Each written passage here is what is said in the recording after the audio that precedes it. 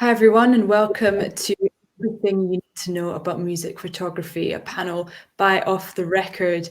My name is Nicky and I am the membership manager of an organisation called the Ivors Academy, and I am joined by a host of really amazing photographers and art directors to talk about music photography. So I'd love to pass over to our panelists, Rachael, Jannica and Isha, to introduce themselves. So let's start with you, Rachael. Can you tell us a little bit about yourself? Hi, I'm Rachael. I'm the art director and production manager at the Skinny magazine. So I'm responsible for everything visual to do with the magazine, from the cover to illustrations and the photographs that go in the magazine. I have a say over what makes it and what doesn't. That's great. Jannica, please tell us about yourself. Hi there, I'm Jannica. I worked as a photographer for the last 15 years. I photographed most Scottish acts actually, and if you go onto Off the Record YouTube channel and subscribe, of course, you would find quite a lot of what I'm going to talk about today in a wee film. It only takes 15 minutes to watch. That's great. And Isha, how about yourself? So hey guys, I'm Isha Shah, London-based freelance photographer. I do videography, anything really creative, moving images, mainly work within the, live music sector, whether that's in the UK or on tour.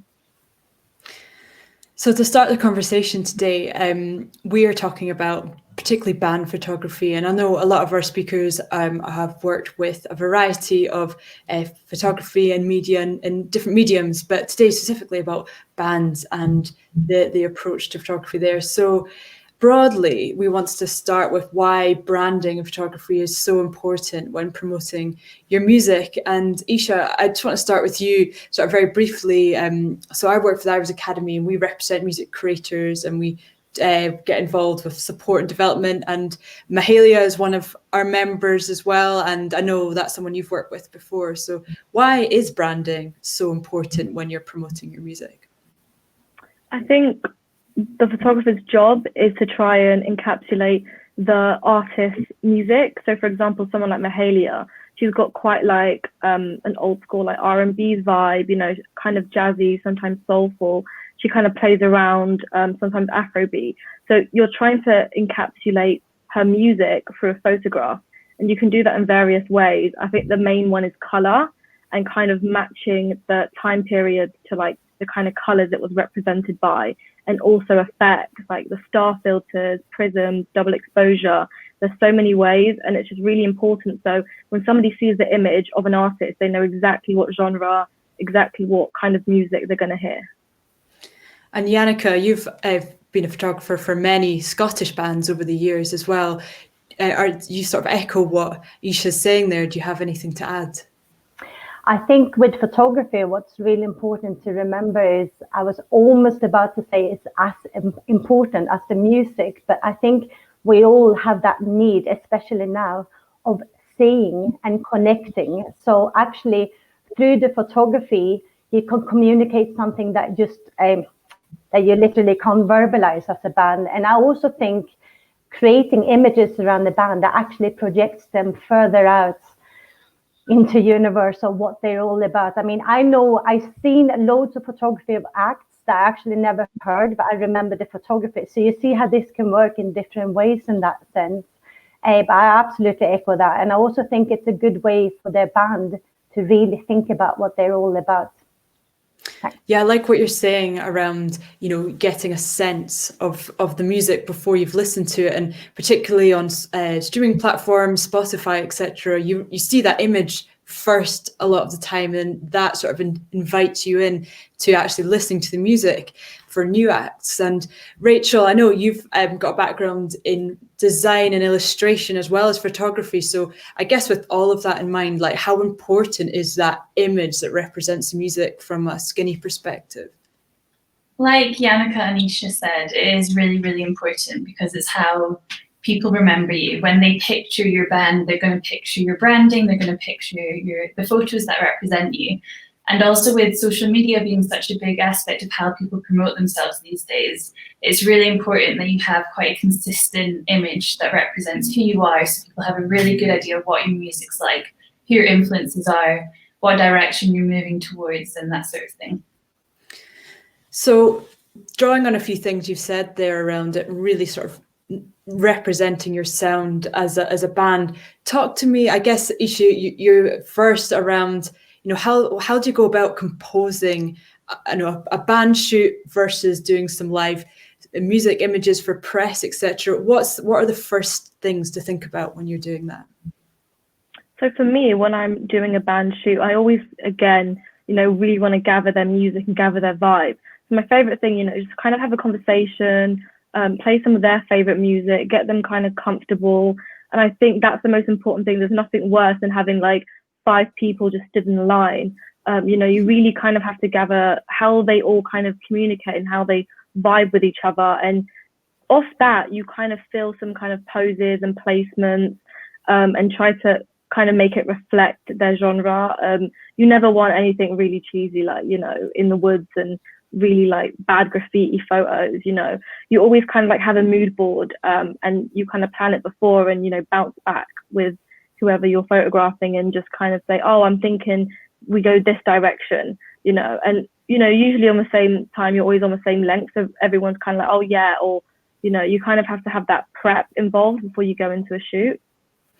Yeah, so you mentioned mood boards and prep and really making sure you've done some work before the actual shoot happens. So Jannica, I suppose because you've worked with a lot of young Scottish bands who might have spent a lot of time on their music, getting it sounding great, but haven't really thought about anything to do with their visual identity, and might turn up to a photo shoot wearing mismatching clothes, etc. What sort of tips do you have for before a band even gets to the actual shoot for preparation? Actually, tip number 1 for photographers and bands is actually get everything down in the email. If you don't have time to meet up and go for a coffee and discuss the shoot, at least make that phone call or have some kind of agreement of location, time, date, what kind of scene you want to create, and what kind of outfits you're going to wear, because there's nothing worse, trust me, than photographing a whole band wearing a check shirts here in Scotland,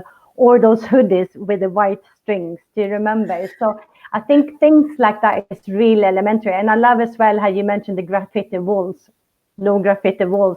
And here in Scotland, I always talked about another Scottish band on the beach. However, that's kind of how I've been photographing my band the last kind of few months. But it's a few things that you really need to think about. These images are going to probably stick with you. If you're not Madonna, right? You're probably going to create these images, pay for them, and use them for at least 5, 6, 7 years. So therefore, think about your fashion. Think about that you're not wearing something that you're not getting sponsorship for.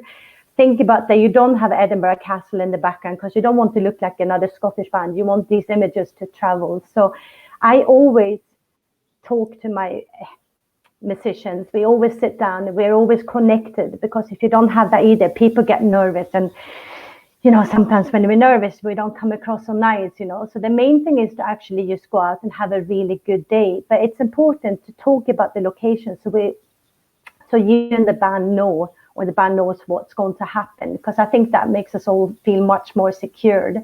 And when we feel secure, we can create better, I guess.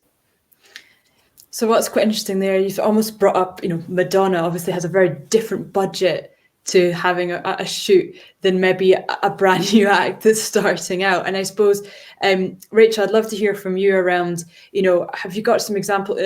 Don't need to name names, of course, but of photos you've received that you think are quite poor, or maybe are not really sort of bringing the best of that band across, versus some that you think are really effective, particularly that might not have been high budget shoot, but have just been really, really impactful when you've received them? Yeah, definitely. I think you can do a lot with a really, really small budget or no budget. Obviously, it's amazing to work with photographers, and there are a lot of photographers starting out. But if you aren't a photographer yourself, or you don't know any photographers, I think it's important that you consider everything that's been said, like the location, the colors, what you wear, the expression. So are you laughing? And if you're laughing, does that convey your music is joyful and playful? Or if you're serious, is your music somber? There are lots of different things that you can do to convey what type of music you make without spending any money.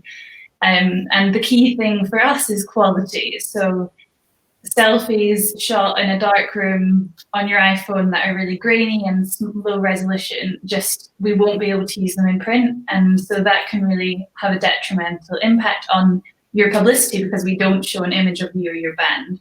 So a good camera and good lighting, and then just being creative with what you can afford and what you can do is the key, I think. Yeah, that takes us really nicely into discussing tech a bit more. And Isha, I noticed that you've, as well as being a photographer, you've also been a social media manager, you've been a radio presenter, and you've sort of worked with media in different capacities. So could you give us a little bit of information around, leading on what Rachael said about the resolution and, how you want to package those images? Yeah, so definitely, I think depends on the different kinds of platforms. So a lot of the time when I do shoots, it's just for social media, and we all know how bad Instagram compresses our photos. But I think the main thing is go into a shoot and shoot at, raw, the highest quality, just because you never know what's going to happen to that photo. I've done social media shoots, and then the client has asked, oh, we want to put this on a billboard. And, I think the main thing is to kind of go into every shoot thinking that it could be a really big thing. Because if you've shot in, like, for example, an iPhone or a JPEG, and you want to blow that up for a billboard, you've lost all the quality. The image is kind of going to be dead. It's not going to look good. So I think depending on what kind of shoot you're doing, try to get that clarified in the beginning, because usage is very important, but always be over prepared than under prepared.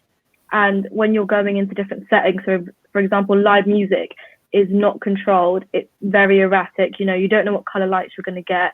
It could be the horrible reds, or it could be really nice, like teal colors. But it's always about just going into that with a variety of lenses. When you go into a studio, it's more controlled. You can kind of gather the lenses to bring, you control the lighting, so you can really work to get in the image you want to. So I think it's just about knowing the setting you're going into and just making sure that you've got all bases covered. You mentioned there about red lighting being a bit of a no-no. So I suppose in some senses, say you're a local band, but you're playing a headline show in locally, you can sort of suggest lighting, or if you have your own lighting tech. So what sort of tips do you have with lighting for bands to consider when they want a photographer to turn up and take great photos? So when I normally do small pub little venues, I always try to speak to the lighting tech, and they're always very happy to kind of cooperate. And I kind of ask for warmish colors. So red's okay if we mix it with maybe a bit of orange. But then I understand the lighter the colors, the harsher it is on the act.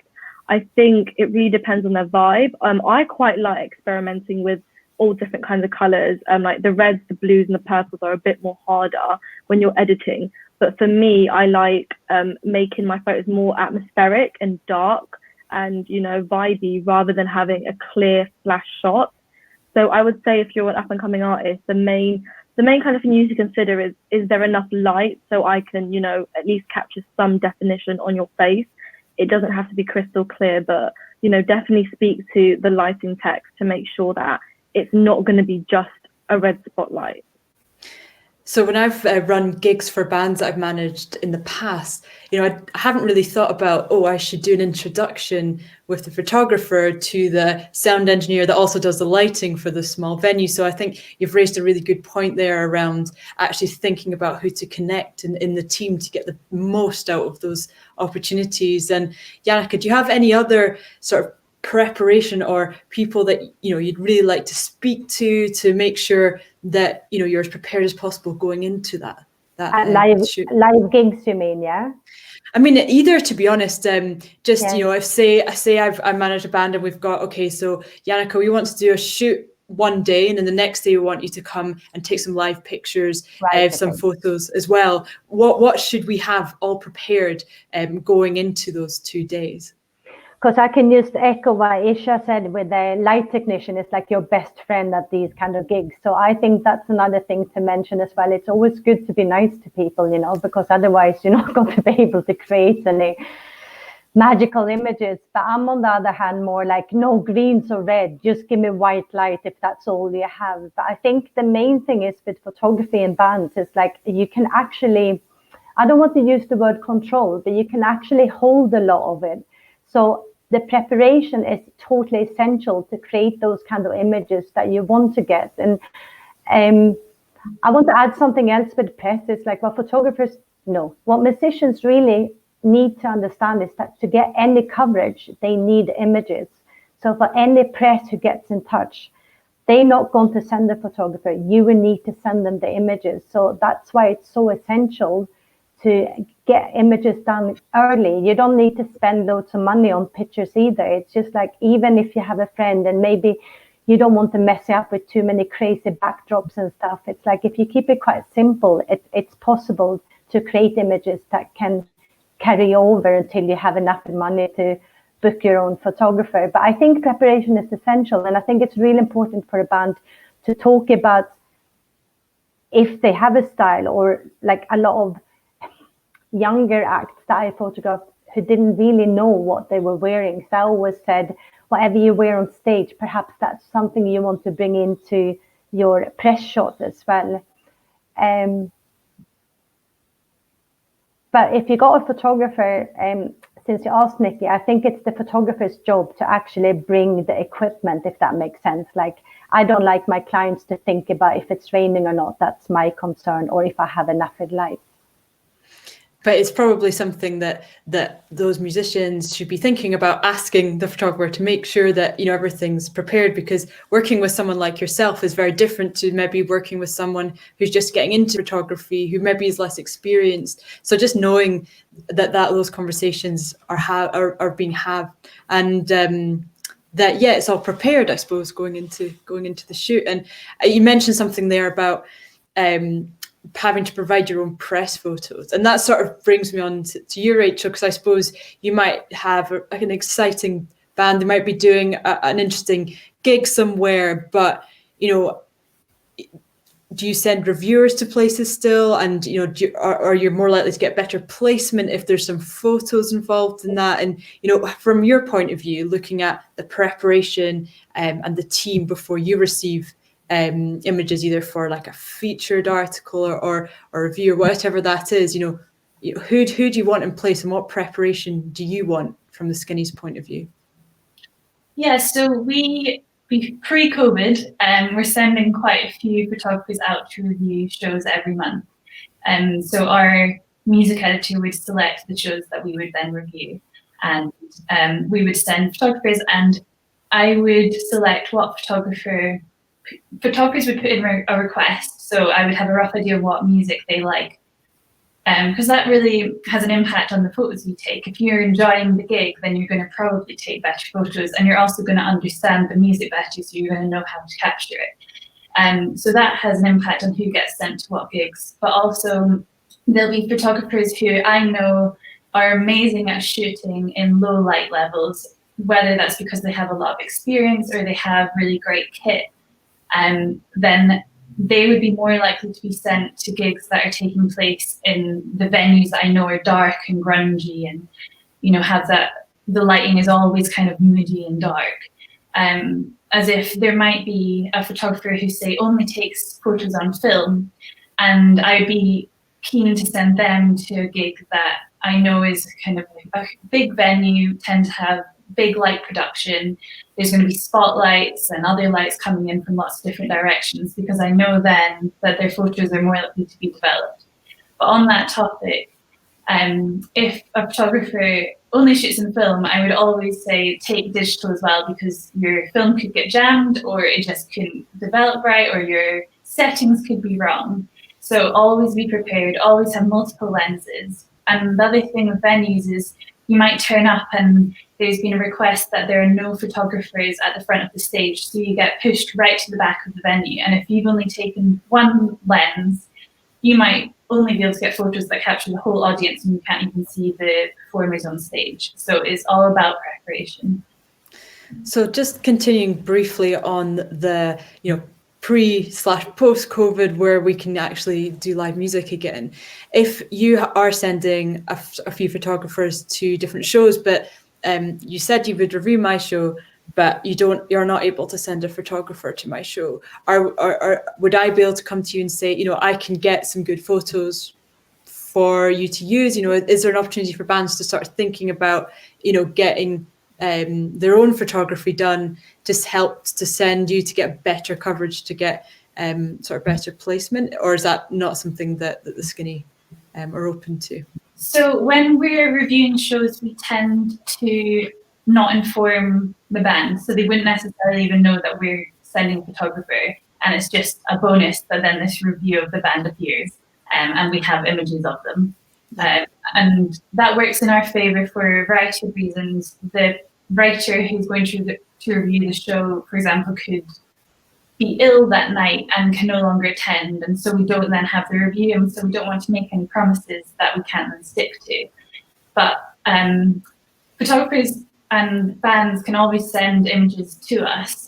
We sometimes have photographers that have been to a gig, they've captured amazing photos and they want them to be published somewhere. So they can send them to us, and if we happen to have reviewed the show and don't necessarily have any images for it, then there might be scope to use the images then. Yeah, you brought up a really interesting point there about not telling people that you're going to take photos of them. So that sort of leads me on to, artist bands, they should be prepared to be have photos taken of them all the time. It's not that they have made a huge effort not to look really grumpy and dress up well just because they know they're doing a shoot or a photographer's coming to their session. That actually, anytime that you're performing live or in public, potentially someone can come and take some photos of you, whether it's for the Skinny or whether it's to share on social media, which then gets traction. So it's being sort of always prepared in that sense, I suppose, as well, which is quite an interesting point. So I guess we've only got sort of 5 minutes or so left. So Isha, can you tell us about maybe a favourite shoot you've done and why, and sort of any sort of things that you found particularly interesting about it? Oh God, is it like music or just general? I mean, it could just be a photo shoot. I mean, it could even be, what I quite like is that, you're not just have a music background. You've worked with Nike and you've done Nike women's shoots, etc. And there must be some really interesting techniques or transferable things from all these different elements of what you do that could be applied to music in the future as well. So. Yeah, I think, there's so many, but I'm going to have to go. And it was my first time working with Adidas, and I was assisting, but they taught me they wanted these like moving images. And this was a time when GIFs weren't really a thing, and GIFs were only really used in commercial use. It wasn't really in live music. And it was just basically taking burst images of somebody moving. And me assisting on that job, just kind of, maybe I can apply this to live music. And, this is when people were just starting to experiment with like moving images. And, I just would take burst images and put them on a loop and just make little GIF videos. And I think it works really well because sometimes when you're photographing an act who's really like high energy and a photo just doesn't really capture it. So when I started to incorporate these burst live, like fast moving kind of imageries, and it really works really well with like rappers like Playboy Carti and like grime artists like Stormzy, when they have so much energy and they're like running around, and one image won't capture that. So I think that's a really transferable kind of skill that I've learned from a different industry, but using that in live music. And now it's so widely used that it's almost like a substitute to images sometimes. Yeah, no, that's a really interesting concept, especially because, as you say, the sort of energy of a live performance is really difficult to capture, not only on images and video, but also on sound recordings. So, it has a very unique feel to it. So that's a really interesting point. And Jannica, you do a lot of sort of art photography, portraits, as well as band shoots as well. Have you got anything that you've sort of, that you love about doing art or portrait photography that you've pulled into band photography? I'm going to try to say this without having a coughing fit. I think what I really love is when you meet a band and you maybe only for one day meet completely and have the opportunity to take their career and their creative kind of visual impact onto path and really share that. Sometimes when I work with bands, it's or musicians, I can feel that complete, we're not only on the same page, we're completely on the same line. And the images, excuse me, that come out of that is just incredible. And that's quite a lot of acts I photographed, and you just look at each other and you know you got it. That thing that I can't really put words onto. Yeah, no, I guess it's similar to that energy and that feeling you get at shows, and it when things just come together, and it's really great experience. And Rachael as well. I mean, have you had any really interesting sort of combination between design and photography where they've sort of met together? This could be, I don't know, album artwork even, or you know, or shoots, etc., where you think people have done some really innovative and interesting things with images. There will be so many examples. I can't think of any off the top of my head, other than with the skinny. Every now and again, if we put a band on the cover, we'll likely commission a whole photo shoot around that band. There might be various locations and a photographer will be sent out, and sometimes I'll go as well to do the art direction. And then the whole vision is created pre-shoot, so the designer of the skinny would be involved as well, and we'd really try and consider fonts and the layout and really try and convey the band and their mood and their music through every aspect of the design. So yeah, the words that we use, how we write it, the positioning, the composition, how we design the layout of the magazine. So it all gets considered, and that's the really fun stuff to work on, when you can influence the entire process through this one band music. You brought up a really important point there around fonts, because I suppose there's one thing getting a really amazing photo shoot, but you know, I just have this image of me going, oh great, I've got this great picture of Nicky, of me ready to go to the skinny, and I've just put like a Comic Sans sort of Nicky underneath as the band name. So you know, actually it's more than just the photos, isn't it? It's thinking about how that fits in with, you know, the fonts and the artwork and the way that you're actually promoting that. And also, you know, if you put a tiny bit of font on an piece of album artwork, then you put it on a streaming platform like Spotify, and actually you can kind of read a tiny wee bit of font, but it's not very visible, and it maybe doesn't look as impactful. So, you know, not leaving that as an afterthought, I suppose, is quite important there. So I suppose the panel's called Everything You Need to Know About Music Photography. So, you know, we've got a couple minutes left, so I just want to sort of end. Do you have any key takeaways or tips, Isha, that you think we haven't covered, or you think out of everything that we've discussed today, what are the most important things for people to remember? I think with the live music industry, the most important thing is like everybody's somebody. So, you know, when you're going to a shoot or you're shooting at a venue, talk to everybody. Like, you know, you have the privilege sometimes talking to the band, other photographers, very important. Lighting, sound, promoter, venue owner, anybody, you know, that you can talk to, just have a conversation, because they will definitely be somebody. Yeah, you don't know who you're going to meet again or who's going to get you that in later on, don't you? It's a very small world. Yeah, Rachael, I guess, do you have any, you know, key takeaways? You know, this can be both photo shoots or live, but any sort of key takeaways for people around, photography and getting it right? Yeah, I think try not to overthink it, because it can be a really daunting thing to try and create an image that you feel then this is going to represent me forevermore, and it won't. It'll represent you for now. So just do it. Put yourself out there. Make sure it's high enough quality that people will actually be able to use the photos and have fun with it. Just try and convey your personality just now. And if your music goes in a different direction, then your photos can change with it. press always like to update the images that they have of musicians, because people bring out different albums which have different moods and tones to them. So it's just about reflecting who you are in this moment, and don't worry about it too much. Thanks so much, Rachel. So we've come to the end of the session now. So thank you, Jannica, Rachel, Isha. It's been really, really insightful.